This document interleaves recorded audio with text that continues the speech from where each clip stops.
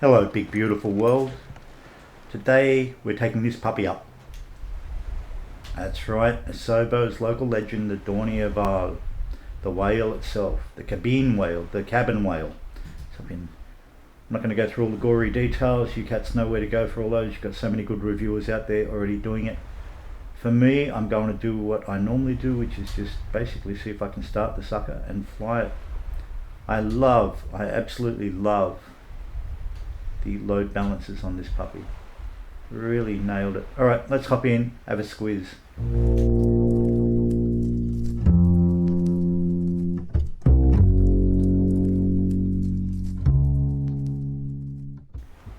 Now, I have cheated a bit. That is to say, I've started at mid-air, brought it down, turned everything off. So, I'm going to experiment and see if I can get this started theoretically. Because it should be an easy start, yet I know it's had heartache.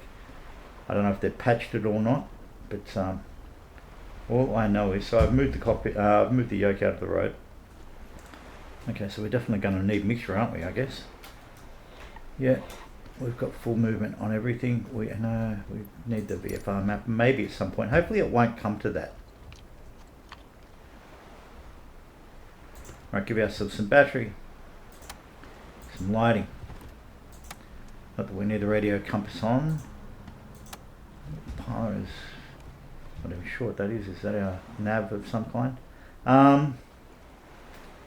Alright, so okay, bring that over to, no, we want both, yeah? That's it. Yeah, looking good. Let's give it a whirl. Alright, so we've got a front bump. That's good. That started nice. Okay, so give it a whirl. We've definitely got movement. Yep, we've got two engines.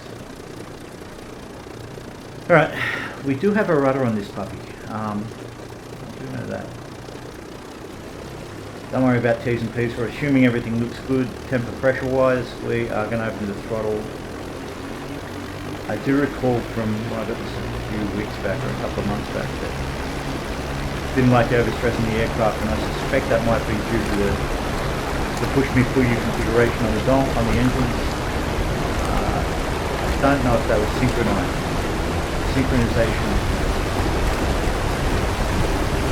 a bit of a kind of suck it and see scenario in these aircraft.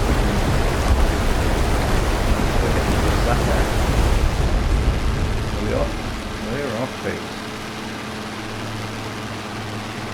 I've got to be guarded because it's really easy to overrun this sucker. Like I said, engine wise, a bit finicky. I think 80 to 90. These early ones actually run a lot of the Rolls-Royce engines. I think they were Teslas or something. In this puppy, looking up, there we go, I'm going to say you're a Rolls-Royce Tesla and have done with it. And in the last years, in the late 20s, so this thing was around, in manufacture for many, many years, the best part of a decade, which was, it doesn't seem like a lot now, but in those days where the world was ravaged, by war and still recovering from a post-war recovery, economic recovery, to be built in such decent numbers was a significant thing. Okay, so we're flying over Port Said at the entrance of the Suez, and that was the thing, twofold. So we're up in the Dornier, and we're going to take a quick jaunt down, hopefully a little way down the Suez, without me being too boring, as is my want even to my own ears. However, we are treating it, I really should reinstate this, shouldn't I? There you go. For the sake of immersion. Now, as far as I know, this thing doesn't have trim. Very much hands-on. You've got the 2-com honing radios down there for control and the like, but we're just going to, and the other thing about these, the Rolls-Royce donks, from memory, they're a bit like the Pratt & Whitneys and the Wright Cyclones. They don't like a lot of up and down. They don't like a lot of movement in the throttle department. They like to remain at a fairly consistent edge throttle wise. The trouble is, as you can see, this thing really isn't a climber, and that is true for most of the J, as it is definitely for the Dornier X or Dornier 10, one of the largest seaplanes other than the works from Caproni himself. And it had a fairly, I think from the time, fairly comical volume, comical maximum height. I'm talking no more than a few hundred feet. But there we go, let's go down there, eh? Now I know that on flightsim.to you've got the likes of the Evergrande, here we are. How cool is this? You got the likes of the, I think it was the Evergrande accident with the ship that blocked the Suez. I had that loaded in a few iterations back in my flight sim. I think I mentioned before, I don't really run a lot of additional stuff on Flight Simulator at the moment. No real need to. I just enjoy getting up and burtling about. A few places I might, I bought the, as you saw, or any of you who have watched any of the other vids, I bought the Catalina software. Guess that's cool. That's really lovely. With Avalon and the whole island and so on and so forth. But by and large, when I first got it, I was loading in everything I could download, and now I'm not really, it's not my bag at the moment. I'll probably go back to being like that, but at the moment not so. As for this local Legends Dornier Vole itself, Claude Dornier, Claudius Dornier, as his mum and dad used to love calling him. No, I'm only kidding. Claude to everyone, I think. And a lot of people, actually, there's no right or wrong. That was Claudius, Claude, Dornier, Dornier, Dornier, I think.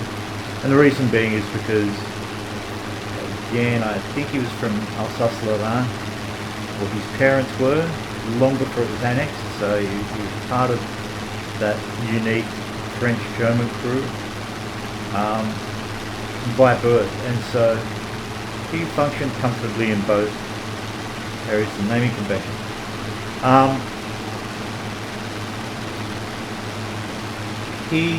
This thing is really a great aircraft. 1922, Kestrel donks running off the top.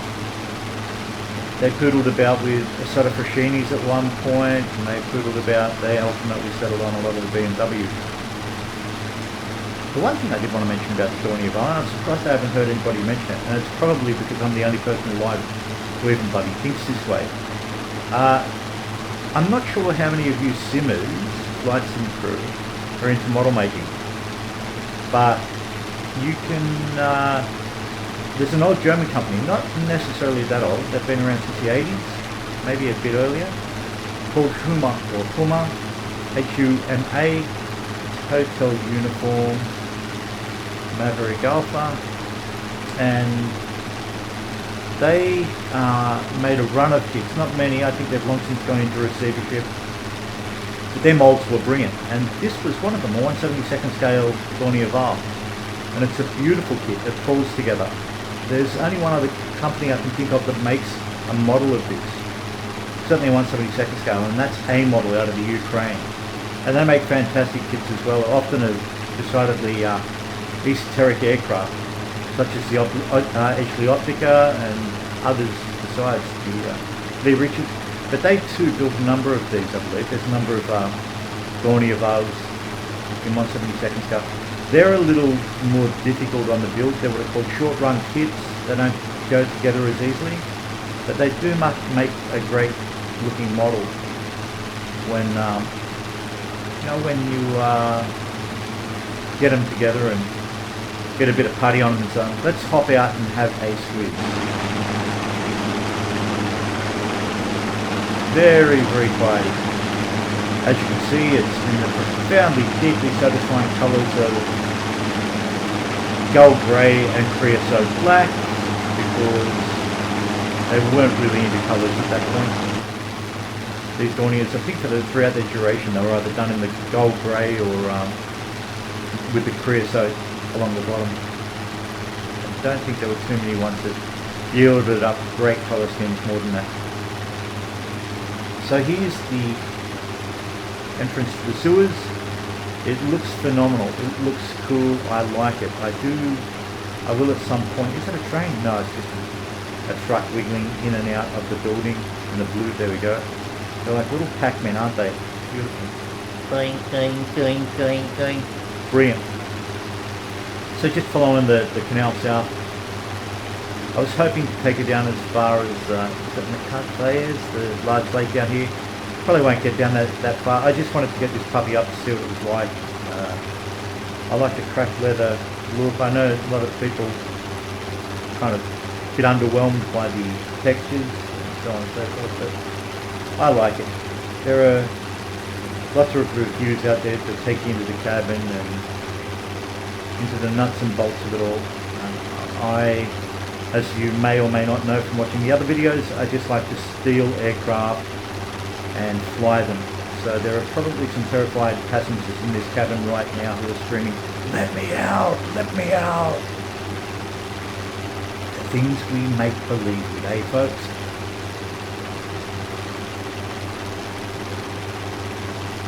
I do long to fly over Giza and all the rest of it, Luxor, but that'll do for another day. Probably either in the kickbox or the Jabiru, I would say, one of those GA aircraft. Still haven't heard any word on the S55 from Savoy Marchetti for the new local legend, but hopefully any day now that'll drop and I'll do something similarly wild and zany and fly that as I'm doing here, somewhere near a body of water, because it would be a comically small irony if I just happen to get lost and take this out over the desert and drop it. For now though, I think I've had enough. We'll put it down. I'll shut up. This Dornier, if you haven't bought it, I think it's $22 Oz. It's great. You know, a lot of people don't think so much, but I'll definitely be taking this puppy up again. I like it. It's graceful in the same way that I associate the PVY Catalina. Hint, hint, hint to whoever might be making these suckers out there. Now the question is, what's it like to land? What is it like to land? Because it's going to be a little bit tricky, isn't it? I'm not even sure what... mercifully, as usual, we don't have any wind, but I'm not even sure what it looks like to get the sucker down for a landing. But we shall find out. What am I saying? There we go. Few of the famous Isuzu waterproof trucks.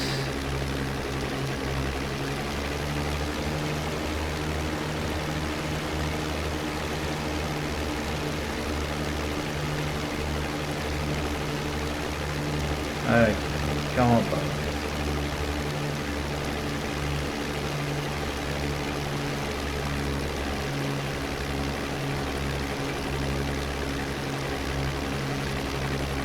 Come on, girl.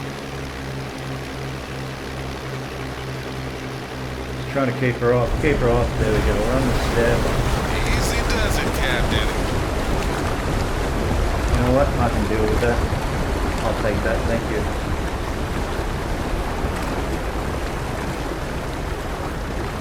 There we go, gang. So the Dornier J Val, the whale. Does it behave like a whale? No, it doesn't. It's quite elegant. It behaves kind of nicely.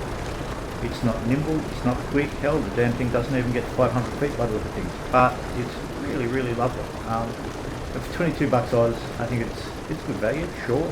Like I said, I'll take it up again in a heartbeat. I think it's really cool. Alright, big beautiful world. Stay safe, stay sane, and I'll catch you later. Bye.